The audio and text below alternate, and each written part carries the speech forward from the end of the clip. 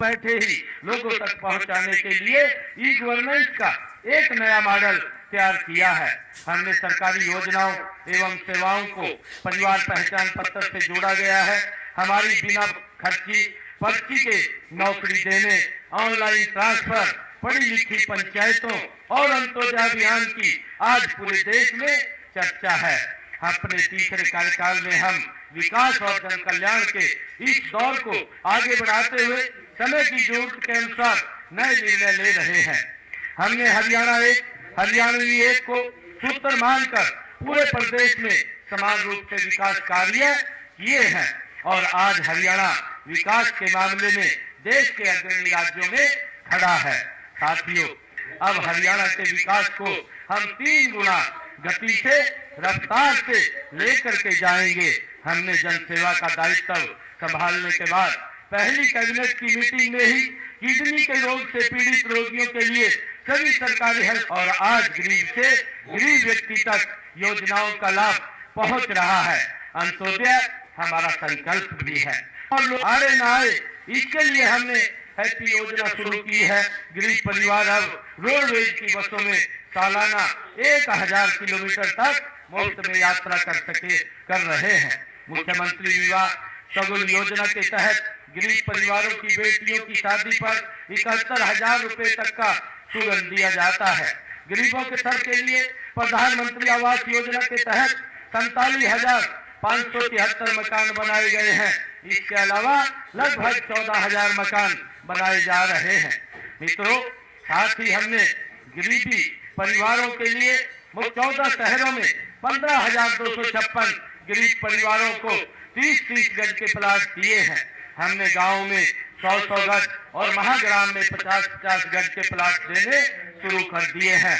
अब तक 61 ग्राम पंचायतों और 1 महाग्राम में 4,533 प्लाट दिए जा चुके हैं।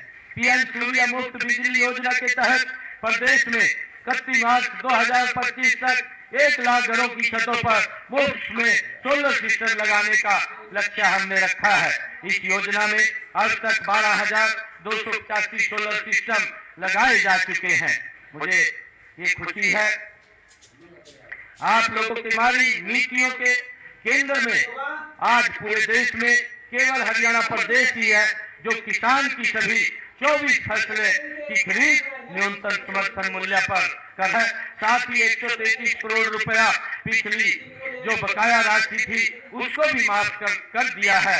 हमने खेतों से गुजरने वाली बिजली की हाई टेंशन लाइनों के लिए मुआवजा नीति बनाई है। इसमें टावर एरिया की जमीन के लिए मार्केट रेट के 200% व लाइन के नीचे भूमि के लिए मार्केट रेट के 30% मुआवजे का प्रावधान भी हमने कार्यकाल में 2 लाख युवाओं को पक्की सरकारी नौकरियां देने का वो लक्ष्य रखा हुआ है और हम इसे हर साल पूरा करेंगे।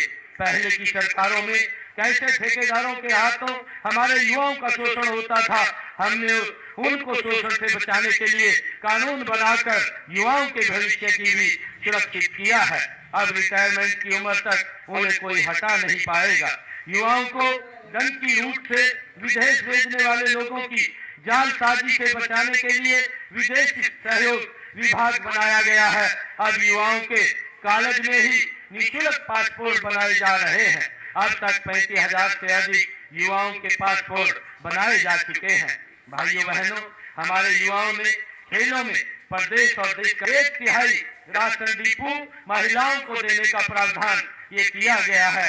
अटल किसान मजदूर कैंटीन व बीटा बिक्री केंद्रों का संचालन भी महिलाओं को सौंपा गया है। भाइयों बहनों, उद्योग हमारी अर्थव्यवस्था का मूल आधार है। किसी भी प्रदेश में औद्योगिक निवेश के लिए पहली जरूरी क्षमता के साथ साथ उन बदलावों का साक्षी रहा है जिनसे हर आदमी का जीवन सरल, सुगम और सुरक्षित हुआ है। मैं आपको विश्वास दिलाता हूं कि हरियाणा आने वाले समय में विकास, उन्नति और उत्कृष्टता का उदाहरण बनेगा। मैं अंत में पुनः रेवाड़ी की इस भूमि से अपने पूरे हरियाणा परिवार को 76वें गणतंत्र दिवस की हार्दिक बधाई और शुभकामनाएं देता हूं। आइए आज गणतंत्र के इस पावन पर्व पर हम अपनी महान सांस्कृतिक परंपराओं और उच्च नैतिक मूल्यों पर चलते हुए देश व प्रदेश को अधिक स्वच्छ, स्वस्थ, समृद्ध, सशक्त व विकसित बनाने के लिए कठोर परिश्रम करने का